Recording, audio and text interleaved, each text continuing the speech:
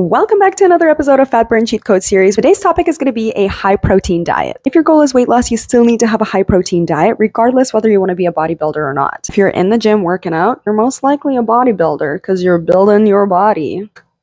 I know. So why is high protein diet so important? Help you repair your muscle. Ever get that feeling where you're super sore post-workout? Probably because you don't have enough protein to be able to repair your body. It increases cell turnover, increases human growth hormone, increases gray brain matter growth, but most of all, it boosts weight loss and it keeps you fuller for longer. But you have to get the right protein ratio. If you're somebody who is a bodybuilder, 1 to 1.2 grams per body weight is perfect. So many different protein sources, including chicken, beef, salmon, fish, cottage cheese, Greek yogurt. Oh, and if you're vegan and vegetarian, there's beans and lentils and vegan alternatives. Oh, and how could I forget the best one, the holy grail of all proteins, is literally protein powder. 2 protein shakes is the maximum that you should be having. The rest should be from food. And each protein shake usually contains anywhere between 22 to 30 grams of protein. There's ISO, which is the most cleanest one. There's casein, which takes about 8 hours to digest overnight. And high whey, which basically includes carbs and fats with it. Personally, I like my whey or the high whey.